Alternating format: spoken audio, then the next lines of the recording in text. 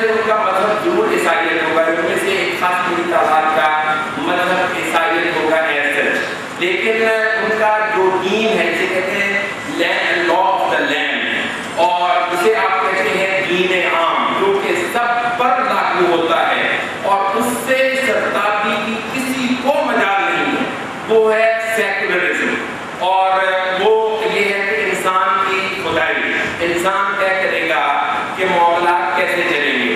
تو اس سیکولرزم پر آج وہ ہمیں لانے کے لیے زور لگا رہے ہیں، اور حقیقت یہ ہے کہ ان کے بے شمار کارندے، ان کے بے شمار فکری نمائندے اور ان کے اسپوکس مین اور ان کی بولی بولنے والے اور ان کے ایجنڈا کو لے کر چلنے والے ہمارے درمیان.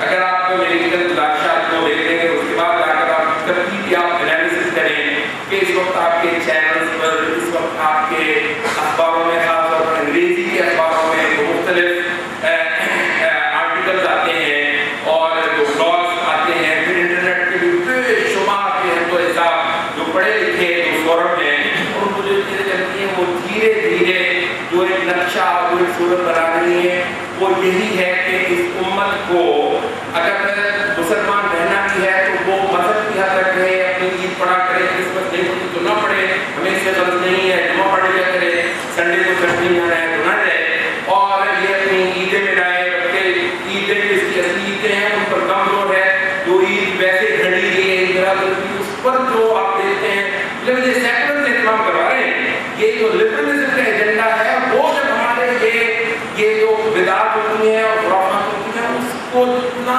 یہ پروموٹ کرتے ہیں، آپ دیکھتے ہیں حیران ہوتے ہیں کہ یار یہ کون سی اسلام کی محبت ہے جو اس کو بطور خاص کی کوششیں ہو رہی ہیں کہ عالم اسلام. اس کی وجہ کیا ہے کہ وہ جو خالد کو بالکل پتہ ہے کہ یہودیوں کے بارے میں اللہ نے کہا ہے کہ یا دشمنوں کو یا دشمن اپنا یا تو یہ روح کی جو زمین ہے، مفسرین میں سے کسی نے کہا کہ یہ قرآن کی طرف جاتی ہے، اس سے پہلے نبی صلی اللہ علیہ وسلم کی طرف جاتی ہے. اس دین کی حقیقت سے جو اچھی طرح واقف ہے ان کو پتا ہے کہ جتنا زیادہ اس امت کے اندر یہ تحریف زدہ دین جو ہے وہ کیا کام کرے گا، ان کے مقاصد کو پورا کرے گا، وہ اس کا کوئی جواب نہیں ہے. تو اس وجہ سے یہ جتنی آپ کوششیں اس وقت دیکھتے ہیں، اگر آپ تھوڑا سا تجزیہ کریں تو آپ محسوس کریں گے کہ امت محمد صلی اللہ علیہ وسلم ایک بڑے حملے کی زد میں ہے. وہ حملہ ایک نظریاتی حملہ ہے، ایک تہذیبی حملہ ہے، ایک ثقافتی حملہ ہے، اور آپ کو پتہ ہے کہ ہمارا دین جو ہے وہ بہرحال وہ ایک تہذیب بھی ہے، وہ ثقافت بھی ہے، وہ ایک عقیدہ بھی ہے، وہ ایک سماج بھی ہے، وہ ایک معاشرت بھی ہے. اور ہمارا دین بہرحال نماز روزے کے اندر محصور نہیں ہے، جس کی وہ لوگ ہمیں خوشخبریاں دیتے ہیں کہ بھائی صاحب ہم آپ کے مذہب کا بہت احترام کرتے ہیں، آپ نماز کے لیے جتنی پڑھنا چاہتے ہیں ہمیں بالکل کوئی اعتراض نہیں ہے، روزے رکھیے جتنے رکھنا چاہتے ہیں، نوافل پڑھا کریں. یہ کہاں آپ یہ سماجیات کے اندر اور سیاسیات کے اندر اور معاشیات کے اندر اپنے دین کو لے کر آئے؟ بس یہ نہ کیجیے، یہ آپ ہم چھوڑ دیجیے. وہ کفر جس کا نام سیکولرزم ہے اور وہ کفر جس کا نام وہ جو ہے نا وہ دین اور دنیا کو بانٹ دینا ہے، دو خداؤں کے بیچ. دین کا خدا یعنی مطلب کا خدا جو ہے وہ آسمان کے اوپر ہے، البتہ دنیا کا خدا وہ زمین پر ہی پائے جاتے ہیں. یہ مختلف باتیں ہیں. تو یہ جو جس نے ابتدا کی یہ جو ایک پوری کیمپین ہے جو اس وقت چلائی جا رہی ہے ہمارے معاشروں کے اندر اور بہت زور و شور سے چلائی جا رہی ہے، اس کے حوالے سے جب ہم لوگ بات کر رہے ہیں وہ کسی ایک آدھ واقعے کے حوالے سے نہیں، کیونکہ وہ ایک واقعہ ہو گیا قرآن کو جلانا بہت بڑا واقعہ ہے اور اس پر بلا شبہ ہمارے ہیں وہ ہماری غیرت اور ہماری حمیت، بلکہ اس کے لیے وسیلہ سے ہمارا ایمان وہ جاگنا چاہیے، اس کے لیے چہرے پر ہونا چاہیے.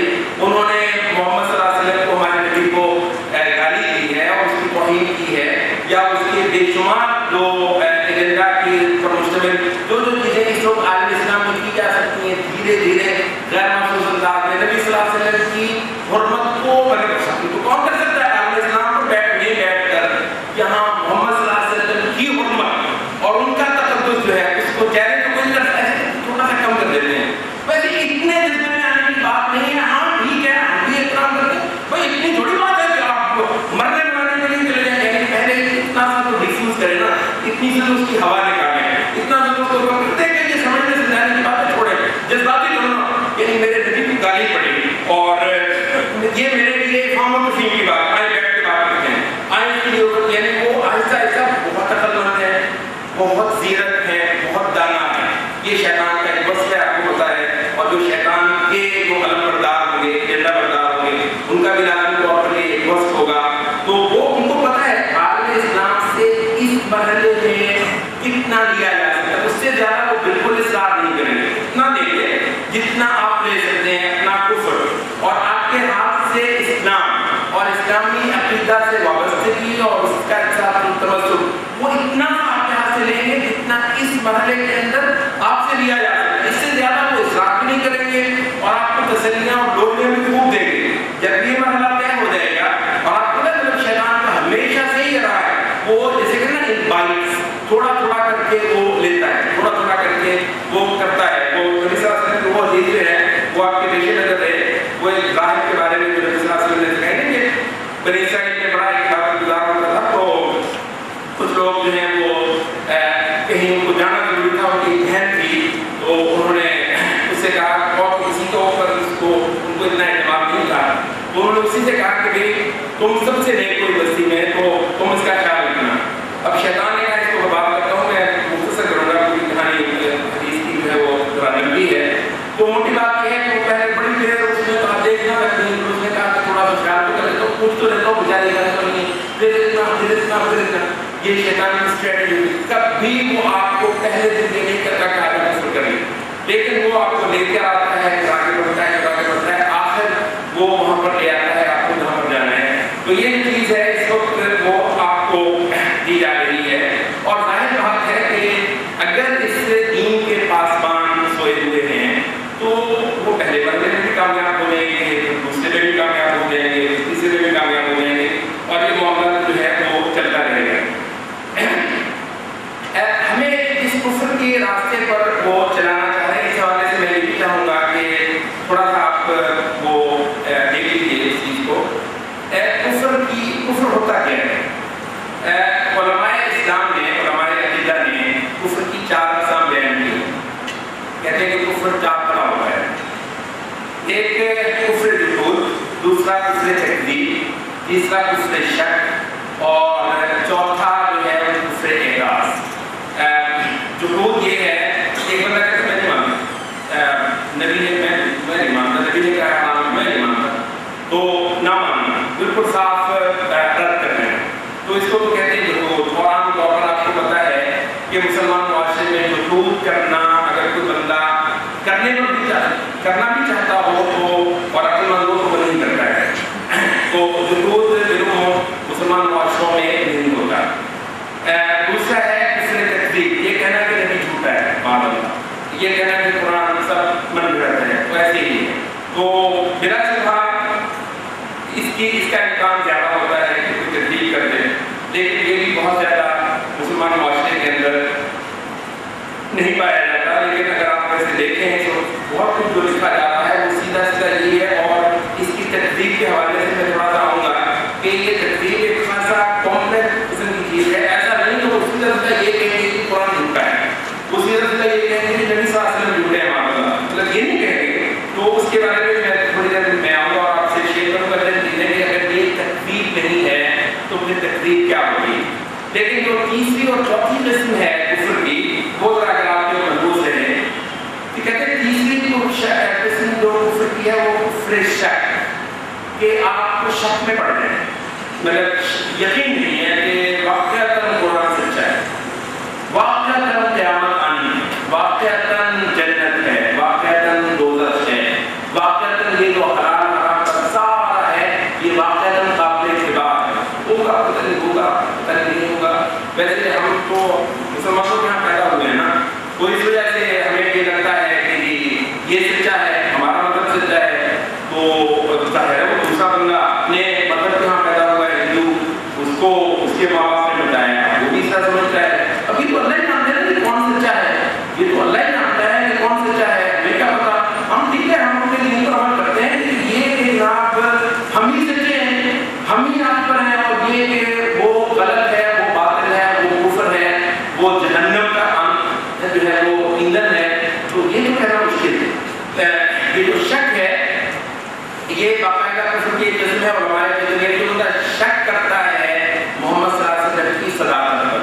جو بندہ شک کرتا ہے کفر اور شرک کے جو ہے وہ غلط اور باطل ہونے کا، اور جتنی شریعتیں ہیں محمد صلی اللہ علیہ وسلم کی شریعت کے ماں سوا ان شریعتوں کو باطل اور غلط سمجھنا، اس پر اگر آدمی کو شک ہے تو اس کو کہتے ہیں کہ بلا شک و شبہ ایسا آدمی دین اسلام کے اندر نہیں ہے۔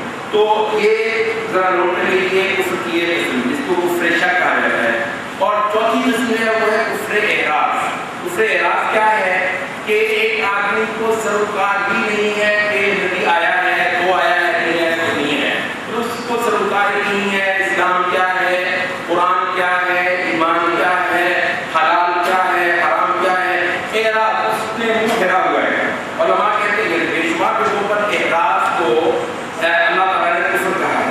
تو کہتے ہیں کہ یہ جو کفر اعراض ہے یہ بہت بڑا فنومینا ہے جو کہ عالم اسلام میں مسلسل بڑھایا جا رہا ہے، اس کی باقاعدہ کلچرنگ کی جا رہی ہے، اور اس چیز کو عالم اسلام کے اندر تو یہ جو کفر کی دو صورتیں ہیں ان کے سامنے بالکل واضح ہیں۔ وہ پہلی دو صورتوں پر اتنی کوشش نہیں کر رہے کیونکہ دوسری دو صورتوں پر کر رہے ہیں، اور اب آپ اگر یہ کتاب کو واضح ہے تو آپ کو خود اندازہ ہو جائے گا کہ مسلم معاشرے کو ارتداد پر ڈالنے کی جو کوششیں زبردست انداز میں اس وقت ہو رہی ہیں تو ان دو کفر کی صورتوں کو سامنے رکھتے ہوئے اس قدر کامیاب ہیں۔ اس کے علاوہ میں چند ایک مظاہر آپ کو اور بھی بتاتا ہوں۔ سائنس کو ہمیں پڑھاتے ہیں، ظاہر ہے اور مجھے پڑھے ہوئے ہمارے اپنے بھائی بہن جو ہیں وہ ہمیں سائنس پڑھاتے ہیں۔ یہاں پر کئی ساری چیزیں ہیں جن کو وہ مقولوں کی طرح ہمارے مابین رائج کرواتے ہیں۔ یہ مادہ ہے، میٹر جو ہے یہ نہ تو پیدا ہو سکتا ہے نہ یہ فنا ہو سکتا ہے۔ کیا مطلب؟ مادہ اصلی ہے، مادہ ابدی ہے۔ آپ کو پتہ ہے ہمارے جو علماء ہیں، جو علماء کلام وہ اس کو کفر کہتے ہیں کہ عالم کو قدیم ماننا، مادہ کو اصلی اور ابدی ماننا یہ الحاد ہے، یہ کفر ہے۔ مطلب اگر وہ یہ یہ ہو کہ ہم پیدا نہیں کر سکتے اور ہم فنا نہیں کر سکتے، اور اللہ تعالیٰ کی تخلیق جو ہے اگر اس کا تصور ساتھ دیتے ہوں پھر تو کوئی مسئلہ نہیں ہے، ہم تو ٹھیک ہے، ہم تو نہ پیدا کر سکتے ہیں اور نہ اس کو فنا کر سکتے ہیں۔ جو حکیم و یمین وہ ہے جو زندگی دیتا ہے، وہ ہے جو موت دیتا ہے، اور اللہ تعالیٰ ہی پیدا کرنے والا ہے، وہی فنا کرنے والا ہے۔ تو اگر اس سے آپ کو توحید کون سکھاتا ہے تو آپ کو کے اندر یہ مقولے ہیں وہ رائج کرواتے ہیں۔ اس کے بعد جو واقعات کو اللہ تعالیٰ کے ساتھ منسوخ نہ کرنا، اسباب کو ہی مستقل بالذات جو ہے سائنس اتنی پڑھائی جاتی ہے، اسباب کو مستقل بالذات بنوایا جاتا ہے، اور اس کے پیچھے ظاہر وہ تو کریں گے کیونکہ ان کے تو سارے کے سارے یہ جو مفکر تھے وہ نہیں تھے۔ ہم تو یہ کہتے ہیں اللہ تعالیٰ کی سنتیں ہیں، اب یہ جو فزیکل لاز ہیں وہ کہتے ہیں یہ فزیکل لاز ہیں۔ ہمارا عقیدہ یہ ہے کہ یہ اللہ تعالیٰ کی سنتیں ہیں۔ اللہ تعالیٰ نے کوئی ایسی چیز رکھی ہے کہ جب آپ ایک چیز کو چھوڑتے ہیں تو وہ زمین کی طرف ملتی ہے، اللہ تعالیٰ کی سنت ہے۔ فزیکل لا جو ہے وہ بے شک آپ کہہ دیں مگر اس کی اصل حقیقت یہ نہیں ہے کہ وہ مستقل بالذات کوئی چیز ہے جو وہ کرتی ہے کہ اللہ تعالیٰ کے حکم سے ہوتا ہے۔ تو اسی طریقے سے یہ حقیقت کے قوانین ہیں، جتنے بھی ہیں، تو واقعات کو اسباب کی طرف مستقل بالذات انداز میں جو منسوخ کرنا جو ہے یہ شرک ہے اللہ تعالیٰ کے ساتھ۔ اللہ تعالیٰ کو نظر انداز کروا دینا بیچ سے، اور اس کی قوت کو اور اس کی فاعلیت کو اور اس کی ربوبیت کو بیچ میں سے نکال دینا، تو یہ کفر کا ایک مظہر ہے۔ اور اس کے ساتھ ساتھ یہ تصویر بنانا کہ کوئی زمانہ تھا کہ لوگ سارے جو واقعات ہوتے ہیں کائناتی واقعات، ان کی تفسیر میں لوگ غیبی قوتوں کو مان لیتے تھے، مگر جب سے ترقی ہوئی ہے اور جب سے انسان کو جو ہے وہ علم اور سائنس کی جو شبت ہوئی ہے، اس کے بعد اس کو پتہ چلا ہے کہ یہ تو جو ہے کوئی غیبی قوتیں پیچھے نہیں ہوتی ہیں۔ اب جب وہ کہتے ہیں کہ کوئی غیبی قوتیں پیچھے نہیں ہوتی ہیں تو وہ اپنے معبودوں کو بھی لپیٹ دیتے ہیں، اور ہمارا جو معبود واحد پڑھا ہے اس کو بھی ساتھ ہی لپیٹ دیتے ہیں، اور ہمارا بچہ باہر نہیں پڑتا ہے کہ جو بھی ہوتا ہے یہاں پر اس کائناتی واقعے کے اندر تو وہ کچھ اسباب اور مسببات کی بات ہوتی ہے جس کے پیچھے سائنٹیفک کازز ہوتے ہیں، اور جو غیبی قوتوں کے ساتھ اس کو منسوخ کرنا یہ خرافات ہے، یہ پرانے نسل کا جو ہے نا وہ انسان جو جاہل ہوتا تھا کہ اس کا کام ہے تو رب العالمین کے ساتھ منسوب کرنا اشیاء کو اور واقعات کو، یہ خرافات میں جو ہے وہ آ جاتا ہے. وہ یہ کہتے ہیں مگر موٹی بات یہ ہے کہ سب کی سب غریب حکومتوں کا انکار کرواتے ہیں. یہ جہاں تک حاکمیت کا معاملہ ہے، نظام حکومت کا ہے، اس میں جو کفر ہمیں سکھایا جاتا ہے وہ تو خیر کوئی اوجھل ہے ہی نہیں ہے کہ بار بار آپ کو کہتے ہیں کہ آپ سیکولرزم کو سمجھے نہیں. ہم تو بہت زیادہ احترام کرتے ہیں مذہب کا. ہم یہ کہتے ہیں کہ دنیا کے امور جو ہیں یہ لوگ اپنی مرضی اور اپنی منشا سے طے کر لیں. تو اس کے لیے وہ لفظ استعمال کرتے ہیں سوشل کانٹریکٹ کا بھی. آپ نے دیکھا ہوگا بینظیر صاحبہ جو ہیں وہ جب آئی تھی خاص طور پر پہلی بات وہ یورپ سے آئی تھی اپنا ایجنڈا لے کر، تو بہت زیادہ اس لفظ کو بار بار جبتی تھی. یہ سوشل کانٹریکٹ کا مطلب ہوتا ہے سوشل کانٹریکٹ کا کہ انسان ہے ویسے تو یہ حیوان ہے، ویسے تو یہ حیوان ہے، بندروں کی اولاد ہے، جانور ہے، مگر اس کو علم دی ہے، اس کو عقل دی ہے. اور جو باہمی معاملات ہیں ان کے کہ کوئی کسی پر ظلم نہیں کرے گا، کوئی کسی کا حق نہیں مارے گا، تو کچھ حدود ان کے آپس کے مابین جو ہے وہ طے کروا دی ہے.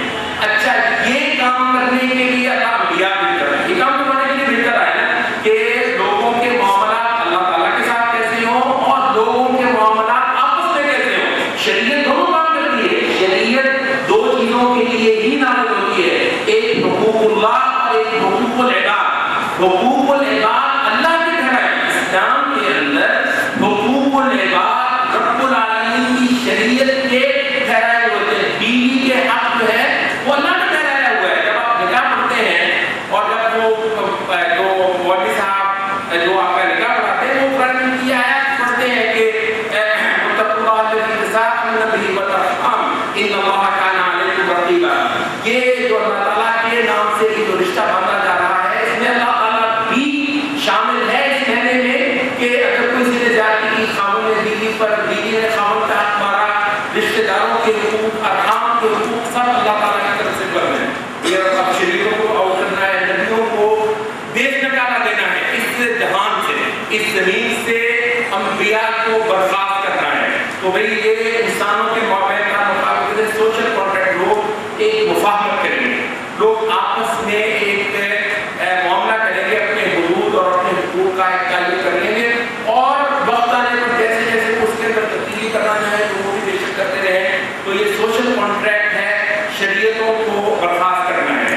اچھا یہ سوشل کانٹریکٹ ہے جو آپ کو یہ ڈیموکریسی دے رہا ہے، یہی ہے جو آپ کو یہ کیپٹلزم دے رہا ہے، یہی ہے جو آپ کو یہ معاشی سسٹم دے رہا ہے، یہی ہے جو آپ کو یہ پورے کا پورا یہ سماجیات دے رہے ہیں. ساتھ میں لبرلزم آ گئے کہ بھی آپ کو کیا پہننا ہے اور کیسا پہننا ہے، اس میں کسی کو کیا بدل، یہ تو آپ کا مسئلہ ہے، آپ جانے اور آپ کا کام جانے، جو آپ کو پہننا ہے آپ خود کریں گے. یہ آپ کی جو جنسی خواہشات ہیں تو وہ آپ خود طے کریں، آپ کی جنسی خواہشات کیا ہیں، کیسے رہنا ہے، عورت اور مرد کا تعلق کتنا آزاد ہو، کتنا پابند ہو، یہ لوگوں کے مسئلے ہیں. شریعتوں کو اس میں کیا شریعتوں کا کیا تعلق ہے. تو یہ جو لبرلزم ہے بنیادی طور پر وہ یہی ہے کہ شرائع سے آزاد ہو کر وہ لوگ اپنی مرضی اور جتنے ان کے حالات اجازت ہیں اس کے مطابق وہ اپنا رہن سہن اور اپنی تہذیب اور اپنی ثقافت کو طے کریں گے. یہ میرا دروس ہے جو اس وقت بہت مرتب انداز میں مگر شوگر کوٹڈ بہت ہی خوبصورت انداز میں عالم اسلام کے اندر اس کی پریزنٹیشن کتنی دانائی کے ساتھ کہاں تک ہو سکتی ہے اس حد تک اس سے آگے نہیں جاتے ہیں. یہ بات صحیح ہے اور سمجھنے کے لیے اس وقت بہرحال آپ کو ایک نظر چاہیے اور اس کے بغیر آپ کو مطلب کہ اگر صرف کنزیومر بن کر یہ ٹی وی کی اسکرین کھول کر دیکھتے رہیں گے بیوقوفوں کی طرح تو آپ کو نظر آئے گا کہ یہ کمال کے جانشور ہیں. اگر آپ ان میں سے ایک انالیسس کرتے جائیں کہیں لبرلزم بول رہا ہے، کہیں سیکولرزم بول رہا ہے، کہیں ہیومنزم بول رہا ہے، کہیں تو کوئی سارے کا سارا وہ فلسفہ، وہ دین، وہ مذہب جو یورپ کے اندر انبیاء کی اور شرائع کی مکمل چھٹی کروا چکا ہے، انسان کو ایک درندہ بنا چکا ہے، وہ پورے کا پورا مذہب اس وقت بھیج دیا جا رہا ہے. عالم اسلام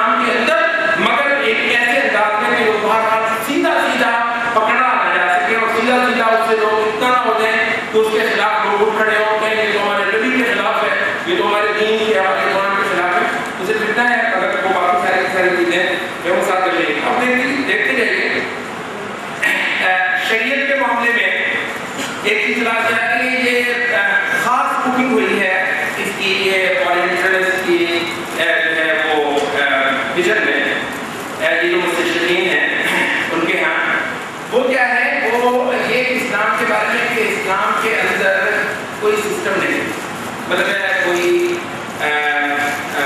سیاست کا نظام نہیں ہے, تو باقاعدہ اسلامی نظام نہیں دیا, نہ سیاست کا دیا ہے نہ اسلام میں کوئی, اگر آپ بکثرت سننا چاہیں تو آپ کو سن جائے گا.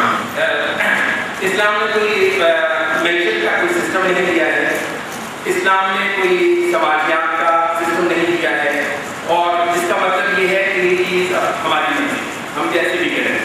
اور ویسے اس میں ایک لمبا موضوع ہے اور بظاہر تو یہ پورا موضوع ہے, اس میں خاصا نقصان ہمارے اسلام پسندوں کی طرف سے بھی ہوا ہے کہ جب انہوں نے یہ کہا کہ جس انداز میں جس معنی میں وہ کہتے ہیں سسٹم, جس معنی میں وہ کہتے ہیں سسٹم, اس معنی میں تو بہرحال سسٹم ایسا پورا مکمل بنا کر اور اس کا پورا میکینزم جو ہے وہ واضح کر کے قرآن مجید نے نبی صلی اللہ علیہ وسلم کی سنت نے نہیں دیا ہے.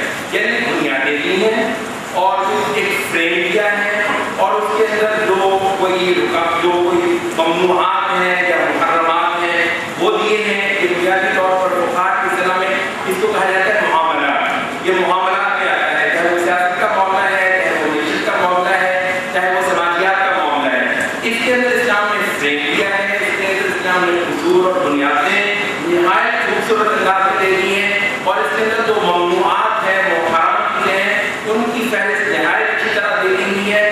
البتہ یہ وہ میدان ہے جس کے اندر انسانی اصول کو بھی کام کرنا ہے, اس لیے وہ اپنے زمانے اور اپنے حالات کی مناسبت سے وہ بہرحال ایک کنسٹرکشن کو بنائیں گی ان اصولوں کی بنیاد پر, اور اگر حالات بدلتے ہیں تو ہو سکتا ہے اس کی کنسٹرکشن میں کچھ فرق بھی آ جائے.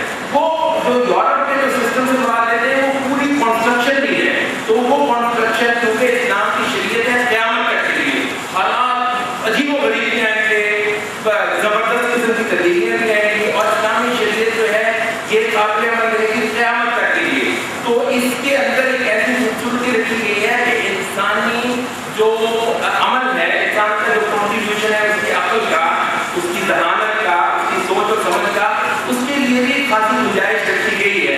ان لائک عبادات, مطلب عبادات میں انسان کی ذہانت کو کوئی عمل نہیں ہے, میں ایسے کر دیتا ہوں, ایسے کر دیتا ہوں, رکوع کو پہلے بعد میں کر دیتا ہوں, سجدے کو پہلے کر دیتا ہوں, اس کے اندر نہیں ہے. لیکن جہاں تک یہ معاملات ہیں, سیاسیات کا, معاشیات کا, تو وہاں پر یہ تو بات درست ہے.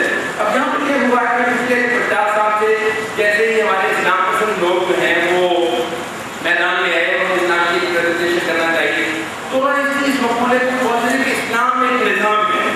بھائی ٹھیک ہے, اب مصیبت ہماری یہی ہے, ہم وہ الفاظ استعمال کرتے ہیں جو یورپ کرتا ہے, یورپ اس کو ایک خاص سینس میں کرتا ہے, اب ہم اس لفظ کو استعمال کریں گے اسلام کی وضاحت کے لیے.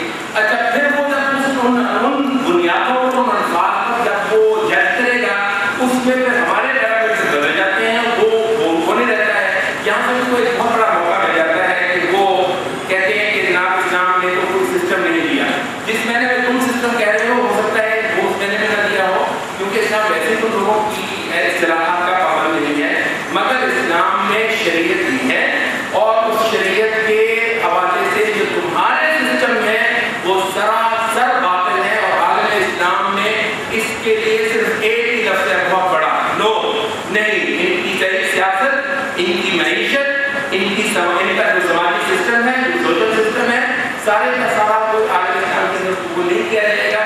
اسلام کی اپنی شریعت ہے, اور اگر اس کی بنیاد پر اپنے زمان اور مکان کے لحاظ سے اجتہاد ہوگا تو وہ کرنے والے بھی حضرات آپ لوگ نہیں ہیں کہ جو کہ ویسے اسلامی شریعت کی ابھی پابندی نہیں کرتے ہیں, ان کو شریعت کا پتہ بھی نہیں ہے, وہ بھی شریعت کے اپنے ہی رجال اور شریعت کے اپنے ہی مصادر وہ کہیں گے. اس کی وضاحت بہت زیادہ ٹائم چاہیے, اس پہ میں زیادہ ٹائم نہیں لے سکتا. تاریخ کے اندر ابتداء یعنی تاریخ پڑھانے کے حوالے سے وہ ہمیں ابتداء کی راہ پر ڈال رہے ہیں. آپ نے سنا ہوگا, حکومت تو خاصی دیر سے یہ چل رہا ہے, یہاں اب آپ دھیرے دھیرے وہ جو سیرت چھوڑتے ہیں وہ آپ نے سنے ہوں گے, یہ محمد بن قاسم جو ہے مطلب محمد بن قاسم جو ہے حیدر نبی تو ایسا نہیں ہے، تابعین میں سے ہے، تابعین کے صالحین میں سے ہے، لیکن یہ ہے کہ مسئلہ اتنا نہیں ہے کہ محمد بن قاسم کو یہ کہا ہے. کیا مطلب ہے اس کا؟ تھوڑا سا انالیسس کر لیجیے. یہ محمد بن قاسم جو ہے اس کے ذریعے سے اسلام کا اور مسلمانوں کا آنا، مسلمانوں کی فتوحات جو کہ نبی صلی اللہ علیہ وسلم کے مشن کی تکمیل کے طور پر امت نے کی تھی، صحابہ نے اور تابعین نے، یہ اس کو گالی دینا ہے، یہ محمد صلی اللہ علیہ وسلم کے دین کو گالی دلوانا ہے. یہ محمد بن قاسم جو ہے وہ ایک لٹیرا تھا. اور آپ دیکھیے کہ بہت زیادہ نیشنلزم جو ہے وہ اردو میں پھیلا رہا ہے، اور علماء نے صاف صاف تکفیر کی ہے. اردو میں یہ نیشنلزم پھیلا تو انہوں نے عربوں کے خلاف ایک تعصب جو ہے وہ کھڑا کیا. تو عربوں کے ساتھ تعصب اگر آج کل کی سیاست میں ہے، اس کا فائدہ ہو سکتا ہے، اسلام سے کوئی تعلق کو لین دین نہ ہو، لیکن وہ عربوں سے تعصب ہوتے ہوتے اس طریقے سے کہ وہ جو اولین اسلامی شروعات ہوئی ہیں، آپ کو پتہ ہے کہ وہ عربوں کے ہاتھ ہوئی ہیں. تو اردو میں یہ مقولہ رائج کروایا گیا، اور آپ یہ نیشنلزم کو اکثر کہتا ہوا سنیں گے، کہتے ہیں کہ یہ ہم ان کے اونٹ کو، کہتے ہیں کہ اونٹ جو ہے ہمارے یہاں کے عرب لے کر رہے ہیں، یہ اونٹ کی احانت اس حوالے سے کرنا، کہتے ہیں ہم ان کے اونٹ پر ان کا قرآن پڑھ کر واپس نکالیں گے اپنے ہندوستان سے. تو اس کو علماء نے صاف صاف کفر کہا. تو باقاعدہ علماء کا یہ فتویٰ ہے کہ اولین مسلمان فاتحین، وہ طارق بن زیاد ہو، محمد بن قاسم ہو، قتیبہ بن مسلمہ ہو، وہ خالد بن ولید ہو، وہ عمرو بن العاص ہو، جنہوں نے مصر فتح کیا تھا کہ اگر مصر میں کوئی بندہ کہتا ہے بلا شبہ قبضہ ہوا تھا، بلا شبہ فتح ہوئے تھے، تو بلا شبہ فتح نہیں تھی، مگر یہ اسلام آیا تھا، اس پر اعتراض کرنا صاف صاف ارتداد ہے، ردت ہے، مرتد ہے وہ بندہ جو اسلام کی پیش قدمی کے حوالے سے ایسے لفظ بولے. تو اچھا، اس کے ساتھ ساتھ انہوں نے کیا کیا کہ عالم اسلام کے اندر یہ اینتھروپولوجی میں پڑھانا چاہیے، اور وہاں سے انہوں نے کوشش کی کہ گڑے ہوئے مردے کھڑے یہ جو رک جاتے ہیں یا کہ محمد صلی اللہ علیہ وسلم پر، اور ان کے بڑے ہیں ابو بکر اور عمر، اور یہیں سے شروع ہوتے ہیں، یہیں پر ختم ہوتے ہیں، پیچھے جاتے ہیں تو کسی طرح کوشش کریں کہ ان کو پیچھے لے کر جائیں. انہوں نے باقاعدہ کوشش کی مصر کے اندر فرعونی تحقیق کو زندہ کرنے کی. یہ 30-40 میں آپ دیکھتے ہیں شاید بھی ادیب بھی آئے، اور انہوں نے بھی جو وہ احرام مصر کی وہ قصیدے کہے شام میں کہ مصری ایسے ہیں اور مصر کی تاریخ تو ایسی، یعنی پیچھے لے کر جاؤ جاہلیت کے زمانے میں. جاہلیت کے زمانے میں آپ یہ ذرا جائزہ لے لیجیے، چاہے وہ قانون ہو، چاہے وہ شریعت ہو، چاہے وہ وابستگی ہو جاہلیت کی. اس کے حوالے سے ایک حدیث سن لیجیے نبی صلی اللہ علیہ وسلم کی، اور یہ بخاری کے اندر ہے یہ حدیث. تو نبی صلی اللہ علیہ وسلم نے فرمایا ابغض الناس الی اللہ ثلاث، سب سے زیادہ اللہ کو بغض ہوتا ہے، اللہ کو بغض ہوتا ہے تین بندوں میں سب سے زیادہ. تو فرمایا کہ منحط فی الحرم، جو بندہ حرم کی جو یہ مکہ ہے، حرم کی جو پامالی کرے، حرم کی حرمت کی تقدس کی پامالی کرے، نمبر 1. اور فرمایا کہ وہ مبتدع سنت الجاہلیت فی الاسلام، اسلام کے اندر جاہلیت کی جو چیزیں ہیں، جاہلیت کے جو قاعدے اور قوانین ہیں، جاہلیت کے جو دستور ہیں، ان کو لے کر آنا چاہیے. مبتدع سنت الجاہلیت فی الاسلام. اور تیسرا آپ نے فرمایا کہ دم بغیر حق، ایک اس کے آدمی کا خون کرنا چاہتا ہے بغیر حق، اور اس کے لیے طرح طرح کے مواقع جو ہیں وہ ڈھونڈنے اور پیدا کرنا چاہتا ہے کہ اس طریقے سے مسلمان کا ناحق خون ہو جائے. تو 3 بندوں میں سے ایک آپ نے فرمایا کہ مبتدع سنت الجاہلیت فی الاسلام، اسلام کے اندر جاہلیت کا جو ہے وہ چلن کروانا، چاہے وہ جاہلی یادیں ہوں، چاہے وہ جاہلی فخر ہو. حتیٰ کہ بعض محدثین نے اس کی شرح میں کہا کہ جاہلیت کے دور کا اگر کوئی انتقام بھی ہے نا، صاحب جسے کہتے ہیں ریونج، یہ کسی نے مار دیا تھا ہم ماریں گے، کیونکہ نبی صلی اللہ علیہ وسلم نے اس کا بھی اعلان کر دیا تھا کہ جتنے جاہلیت کے بدلے ہیں نا خون کے، وہ بھی میں آج ختم کرنے کا اعلان کرتا ہوں، اور سب سے پہلے میں اپنے خاندان کا خون جو ہے نا وہ معاف کرتا ہوں. تو جاہلیت کے ساتھ تو رشتہ اس انداز سے کاٹنا ہے کہ اگر اس زمانے کے بدلے بھی رہ گئے نا وہ بھی ختم، بالکل مکمل طور پر ختم. اور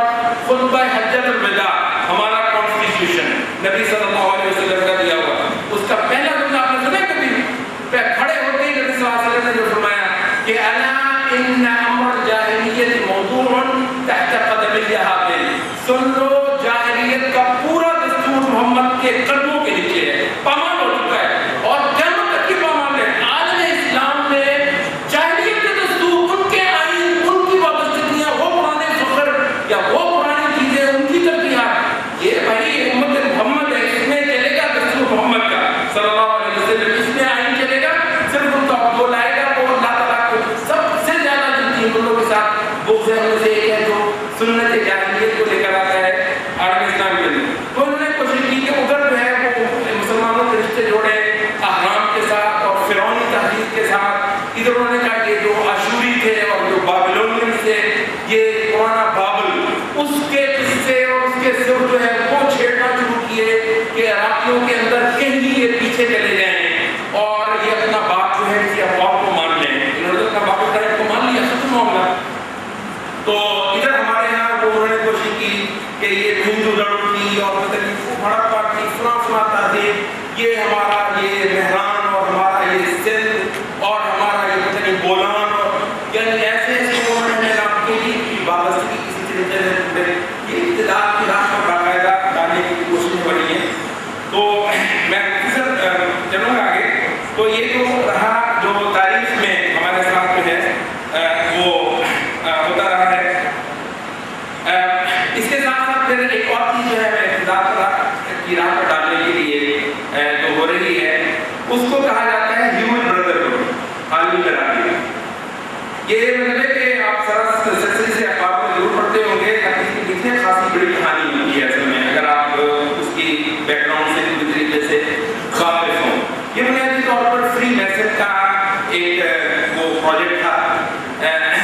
تو انہوں نے ایک وہ کہتے ہیں کہ ان کا جو ایک بلکہ شعار ہے وہ باقاعدہ یہ ہے, وہ کہتے ہیں کہ دین کو جو ہے نا جیسے تو جوتے اتار کے آتے باہر, دین کو باہر چھوڑ کے ہو, دین کو اپنے مذہب کو باہر چھوڑ کے ہو, جیسے جوتے اتارتے ہو ویسے باہر رہو, اندر آؤ انسان کے رہو, ہمیں آپ کو انسان کے طور پر کہیں. اب حیران ہوتے ہیں, میں اتفاقاً ایک بار ٹی وی پہ بیٹھا تو دیکھا تھا کہ ایک ایکٹر صاحب جو ہیں ان کو مطلب فون کر رہا تھا پاکستان کے حالات کے رونے روڑے.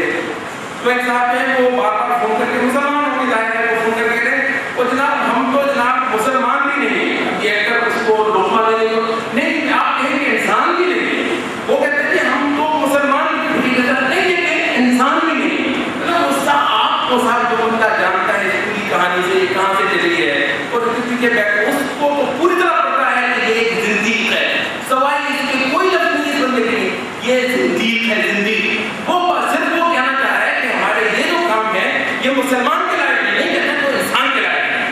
انسانیت, ہیومنزم, اب دیکھیں یہ لفظ کتنے خوبصورت ہے, ہیومنزم, انسانیت کتنی اعلیٰ چیز ہے, مگر انسانیت سے وہ مراد نہیں ہے جو ہمارے پچھلے 200-300 سال پہلے ہم لیتے ہیں. یہ جو انسانیت ہے, یہ جو ہیومنزم ہے, اس کو انسانیت نہیں تسلیم کرنا, اس کا ترجمہ ہے انسان پرستی. یعنی ہمارے یہاں تھی وہ انسانیت تھی, یہ مطلب ہے کہ وہ ہیومینٹی ہے. تو یہ ہیومنزم جو ہے یہ انسان پرستی ہے. تو انسان پرستی جو ہے وہ ہمیں سکھا رہے ہیں. اب آپ دیکھیے وہ کہتے ہیں کہ بھائی یہ جو ہے نا ہر ایک کے ساتھ جو ہے نا محبت اور پیار کرو, پیار محبت. آپ کو پتہ ہے یہ محبت جو ہے یہ بھی بغیر دین ہے. تو انسان کے ساتھ جو ہے وہ محبت کرو, اور دین کی وجہ سے کسی سے نفرت کرنا یاد بنتا ہے کہ ویسے, اور اپنے اسلام کے بھی حوالے سے یعنی محمد صلی اللہ علیہ وسلم آئے ہیں بلا شبہ مکے کے اندر. قل یا ایھا الکافرون, کیا کہانی کیا ہے, قل یا ایھا الکافرون. بھائی صاحب دو ملتیں ہیں اور مسئلہ ایمان کا ہے, اللہ رب العزت کے ساتھ ایمان لانے کا ہے, اور اس کے بغیر تو ہمارے اور تمہارے درمیان ایک اسی ہے. ٹھیک ہے, بطور انسان جو کچھ معاملے ہمارے نہ ہوں گے تو تمہارے ساتھ بہت اچھے ہوں گے, وہ ایک الگ بات ہے کہ بطور انسان آپ کے ساتھ معاملہ کریں گے, مگر مقدم کیا ہے, مقدم تو دین ہے, مقدم تو دین ہے. یہ مصعب بن عمیر ہیں رضی اللہ عنہ, ان کے بھائی جو ہیں وہ جکڑے ہوئے رسیوں کے اندر بدر میں. تو وہ ان کا بھائی جو ہے وہ کہتا ہے کہ مصعب بن عمیر نے دیکھا تو وہ انصار سے کہہ رہے ہیں, انصار باندھ رہے تھے یہ قیدیوں کو. تو مصعب بن عمیر کہتے ہیں کہ اس کو ذرا زور سے باندھ لو. تو وہ کہنے لگا کہ یہی بات ہوتا ہے بھائی جان, کہتے ہیں تو میرے بھائی نہیں. تو جو عقیدہ ہے وہ دین ہے. بھائی مجھے آپ یہ بتائیے, میں پاکستانی نیشنلزم کا بالکل قائل نہیں ہوں, یہ جو ویسے صرف ایک بات سمجھانے کے لیے کر رہا ہوں, یہ آپ کو ملک بنانے کی ضرورت کیوں پڑتی تھی؟ جاندار چیز ہے، وہ خالد اسلام نہیں تھا جس ملک کے بنانے کے پیچھے ابھی وہ باقاعدہ طور پر متحرک ہو، یہ کھلا ملا سا ایک مسئلہ تھا. اس کے باوجود وہ ہندوؤں کے ساتھ رہا نہیں جا سکتا. یہ کون سا ہیومنزم ہے بھائی، ہندوؤں کے ساتھ نہیں رہا جا سکتا. تو وہ یہی چیز ہے کہ کہتے ہیں کہ آج انسانی برادری، دین، مذہب، نسل ایک جملے میں سب کو فارغ کرتے ہیں. کہتے ہیں کوئی ڈسکریمنیشن نہیں ہوگا. ویسے بائی دا وے یہ آپ کے جو اقوام متحدہ کا جو چارٹر ہے، یو این چارٹر، وہ بھی یہی کہتا ہے کہ کوئی ڈسکریمنیشن جو ہے وہ روا نہیں ہوگی. رنگ کی بنیاد پر ہم بھی مانتے ہیں، نسل کی بنیاد پر وہ ظاہر ہم بھی مانتے ہیں، زبان کی بنیاد پر وہ ظاہر ہم بھی مانتے ہیں، اور دین کی بنیاد پر. ہاں دین کی بنیاد پر کوئی ڈسکریمنیشن نہیں ہوگی. تو انبیاء نے کیا کیا؟ انبیاء نے کیا کام کیا؟ دین کی بنیاد پر یہ کیا ہے؟ تو اگر یہاں سے بات کیا ہے وہی ہمیں رات کی رات میں ڈالنے کی ہے وہ. تو اس وقت آپ یہ کہہ رہے ہیں کہ اب پوری انسانیت کو اکٹھا ہو کر رہنا ہے. مسلمان، ہندو، پارسی، مجوسی، قادیانی. آپ نے دیکھا یہ لوگوں نے بتایا کہ باقاعدہ اس وقت ورک شاپ دے رہے ہیں بہت اچھے والے ذہنی نوجوانوں کو لے جا کر سمر میں ٹھنڈے علاقوں کے اندر. تو وہ کیا کرتے ہیں کہ ٹالرنس سکھانی ہے، اور ٹالرنس میں سب سے زیادہ لوگ قادیانیوں کے ساتھ ہیں. تو پتہ ہے کہ پچھلے 100 سال میں قادیانیوں کے ساتھ اس امت نے جنگ لڑی ہے. بھائی ایک ہمارے نبی کی جگہ ایک نبی کھڑا کر دیا گیا، تو برداشت کرو یار، بھائی بھائی ہے انسانیت کی برابری، تو وہ برداشت کرو. تو وہ تو پورے کا پورا ہمارا عقیدہ جو بولتا تھا، جس پر ہمیں فخر ہے کہ یہ امت نے اپنے اس ایک دوسرے دور میں اتنے اچھوت بنا کے رکھا ایک ایسی برادری کو، ایک ایسی قوم کو کہ جس نے محمد صلی اللہ علیہ وسلم کے بعد ایک نبی کو کھڑا کیا، ان کے لیے زندگی جیون کر دی. لوگوں نے چاہیے عالم اسلام میں کیا چاہیے لوگوں کے لیے. تو وہ کہتے ہیں کہ بنیادی طور پر جو ساری چیزیں ہیں جس کو آپ کہتے ہیں کہ یہ اختلاف تعلیم کی ہیں وہ کوششیں ہو رہی ہیں. یہ میں مختصر طور پر چلوں گا آپ ایک پوائنٹ ذکر کرتے ہوئے جو بنیادی طور پر جو خیال ہیں وہ ہے شہوت کو پھیلانا. یہ جو جنس ہے اس کے اندر اللہ تعالیٰ نے رکھا ہے، یہ مرد اور عورت کے اندر اللہ تعالیٰ نے بہت ہاتھ کوئی مقناطیس رکھا ہوا ہے، وہ ظاہر ان کی آزمائش کے لیے. یہ اتنا بڑا ہتھیار ہے یہ جنسی پیدا روی، اور یہ انسان کا جو جسم ہے، جسم کی عبادت اور جسم کی پوجا، جسم کی خواہشات کی پوجا، احباب کو خدا بنانا، اور حیوانیت جو ہے وہ پھیلانا اور انسانی فطرت کا قتل کرنا. اور انسانی فطرت کا میرے پاس وقت نہیں ہے، سب سے زیادہ انسانی فطرت کا جو قتل ہے اس کا سب سے بڑی ضد جو اس وقت اس چیز پر بڑھ رہی ہے، جو سب سے بڑا وکٹم ہے اس وقت انسانی فطرت کا، انسانی فطرت کے قتل کے حوالے سے اس کوششوں کا، تو وہ ہے خاندان. خاندان بہت بری چیز ہے. خاندان سب کلہاڑے آج ہیں وہ برسائے جا رہے ہیں، ختم کر دیے انہوں نے اپنے یہاں، ختم کر دیے ہیں وہ سارے کے سارے. اب وہ اس کے درپے ہیں کہ ہمارے یہاں جو خاندان کا جو ادارہ ہے وہ برقرار ہے، کسی طریقے سے اس پر تیشی جو ہے وہ برساتی ہے.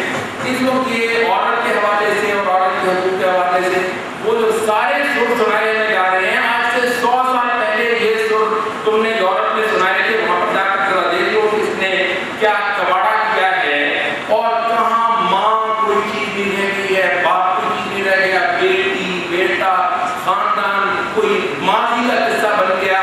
سب بدکاروں کے تعلقات ہیں، وہ جانوروں کی طرح چلتے پھرتے ہیں، اور اس کے بعد ہر بندے کا نسل جو ہے نا وہ ہسپتال سے نکلتا ہے. ہسپتال ہے اس کا باپ، ہسپتال ہے اس کی ماں، وہ سب کچھ وہی ہے. اور اس کے بعد وہ کوئی سنا رہے ہیں. تصور کر لیجیے یہ مدر ڈے انہوں نے وہ بھارتی چوٹ کی لگوٹی ان کے لیے یہ مدر ڈے وہ مناتے ہیں. اور آپ کو دیکھا کہ ہمارے یہاں ماشاء اللہ کیا زبردست انسانی کی خدمت ہے. ماں کے حقوق یاد ان کو اس دن آتے ہیں. یہ ہے مسلمان معاشرے کو ابتدا کی راہ پر ڈالنے کی منظم کوششیں.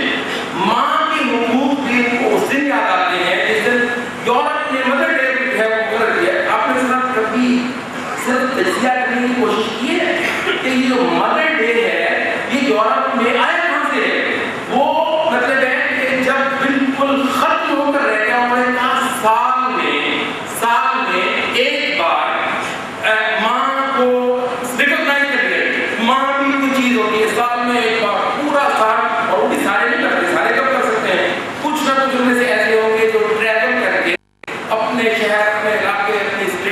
چھوڑ کر جو ہے جہاں ان کی ماں ہے تو وہ ماں کے پاس اس کے سارے بچے ایک بار زندگی میں اکٹھے ہوں گے. ماں اپنے بچوں کو سب کو سال میں ایک بار اکٹھا دیکھ کر وہ اگلے سال تک کے لیے جو ہے وہ خوش رہے گی. تو یہ بھاگ کے چور کی لنگوٹی جو ہے ان کے لیے. ہمارے یہاں ماں کیا ہے, اللہ کا شکر ہے آج بھی یہ بیچارہ بوجھ دھوتا ہے, بندہ بوجھ دھوتا ہے, مشکل سے وہ گھر کی روٹی پوری نہیں کر پاتا. ماں بیمار ہے اور اس کو بہت مہنگا ٹیکا لگتا ہے, وہ بچوں کا پیٹ کاٹ کر ماں کو ٹیکا لگواتا ہے اور خوشی سے سب اونچا کر کرتے ہوئے. آج یہ ہماری مطلب ہمارا دل ہے. تو ان کے لیے تو بھاگتے چور کی لنگوٹی تھی, تو ہمارے لیے تو ان کے لیے اچھا ہے. ان کے لیے ان کو پتہ ہی نہیں ہے, اور ان کے یہ جو جہاں پر بیٹھے ہیں ماشاءاللہ جینیس, یہ جو ہمیں ان راستے پر چلانا چاہتے ہیں, یہ ان کو پتہ ہی نہیں. ان کے لیے تو چلے وہ ٹھیک ہے, ہمارے لیے وہ تو ایسا نہیں ہے نا کہ وہ لنگوٹی جو ہے جیسے میں کہا وہ بھاگتے چور کی لنگوٹی ہے, تو وہ تو ننگا ہے. اس کے لیے تو لنگوٹی بڑی اچھی ہے نا, کیا اس کے لیے تو بڑی اچھی ہے, وہ ننگا ہے, اس کو ذرا لنگوٹی پہنا دو. ہمیں جب لنگوٹی تم پہناؤ گے ہمارے تو کپڑے اترو گے نا, پہلے ہمارے تو پہلے کپڑے اترو گے تو ہمیں لنگوٹی پہناؤ گے نا. تو ایک معزز شخص کے کپڑے اتروا کر لنگوٹی پہنانا یہ بڑی خباثت کی بات ہے. ننگے کو لنگوٹی جائیں سب جاؤ یورپ میں وہاں جا کے پکڑ کے بناؤ, اور اس کے علاوہ فلانے بنیادی طور پر وہ سارے کا سارا یہ لاکھ مشکڑ ہے. اللہ کرے اس کو مخلص بھی ہے تو یہ لاکھ مشکڑ ہے جو جیسے کہ جیسا سارے کا سارا لاکھ یہاں پر ڈھیر کر رہے ہیں. اور مطلب کہ جو خاندان کے جو رشتے ہیں ان کو بھی جو ہے وہ صرف یورپی انداز میں زندہ کرنے کے لیے یہ لوگ ہیں وہ ہمیں کرتے ہیں. تو یہ اب میں چند آپ سے بات کہوں گا اس کے حل کی طرف کہ یہ جو اگر آپ کے سامنے یہ چیز واضح ہوگی, چیلنج واضح ہو گیا ہے, جو ایک آنٹی ہمارے یہاں آ رہی ہے, تو سب سے پہلے اس میں جو کرنے کا ہے وہ تو یہی ہے کہ چاہیے بیدار لیں اور اپنے آپ کو مسلح کیجیے علم کے ساتھ اور عقیدے کے ساتھ. عقیدے کے علاوہ کوئی چیز نہیں ہے جو اس جنگ میں پوری اترے. یقین کیجیے ٹیکنالوجی فلان سب بات میں کاری نہیں اس چیز کا, بہت اچھا ہے, بہت ضروری ہے. سب سے پہلے اپنے عقیدے پر آنا, وہ مسلمان پیدا کرنے کی کوشش کرنا جو ان کے لیے ڈرامہ خواب ہے, اس مسلمان کو بیدار کرنا. اور وہ ظاہر اس کا سب سے پہلا یہ ہوتی ہے کہ وہ دین کو اپنے عقیدے کو لے. عقیدہ بنیادی طور پر وہ سفینہ نوح ہے, نوح کی کشتی ہے جس پر سوار ہو کر آپ کو اس بحر ظلمات میں پار کرنا ہے. اچھا, اس حوالے سے دو چیز مجھے کہتے ہیں کہ عقیدے کا جو احیاء ہے یہ کیسی کمال کی چیز ہے. مطلب یہ جتنا کہ میں نے کہا بہت سارے موضوع بھی ہو سکتا ہے, آپ نے چیزیں سنی ہوگی, آپ سے بندہ بہت زیادہ مایوس لے کر لوٹتا ہے جناب اتنا ہو گیا, اور جناب دیکھیں کہ ہماری حکومت بھی نہیں ہے, ہمارا اقتدار بھی نہیں ہے, خلافت آپ بتا رہے ہیں جیسے ہماری جا چکی ہے, تو پھر اب کون سی امید ہے. دیکھیے کمال ہے ہمارے عقیدے کی. نبی صلی اللہ علیہ وسلم جس وقت آئے ہیں ان کے پاس کوئی اقتدار نہیں. نبی صلی اللہ علیہ وسلم جس وقت آئے ہیں ان کے پاس کوئی اسٹیٹ نہیں, کوئی خلافت نہیں.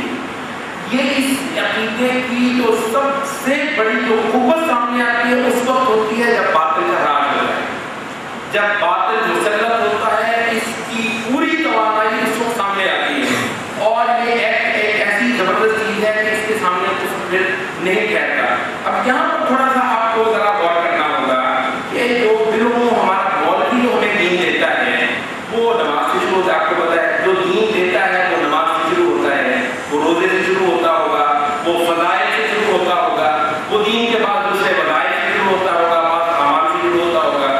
بات یہ ہے کہ اس کفر کا سامنا جو ہے ایسے دین سے نہیں ہو سکتا جو نماز سے شروع ہوتا ہے, نماز کا ختم ہو جاتا ہے, اور بعض فضائل وغیرہ کی وہ چلے لگائیں اور وہ کریں. تو یہ ہے باطل کی آنکھوں میں آنکھیں ڈال کر بات کرنے والا جو حق ہوتا ہے. آپ کو پتہ ہے نبی صلی اللہ علیہ وسلم نے ابتدا کی تھی اسلام کی, نہ نماز تھی, نہ روزہ تھا, نہ حج تھا, نہ زکات, نہ کچھ اور نہ کچھ اور. وہ اسلام کون سا تھا کہ ان سب چیزوں کے بغیر تھا, وہ یہی اسلام کا عقیدہ تھا, وہ یہی اللہ تعالیٰ کی پہچان تھی, وہ یہی جنت اور دوزخ کی بات تھی, وہ حق اور باطل کی جو تاریخی لڑائی اور کشمکش ہے اس کو زندہ کر دینا ہے. اللہ تعالیٰ نے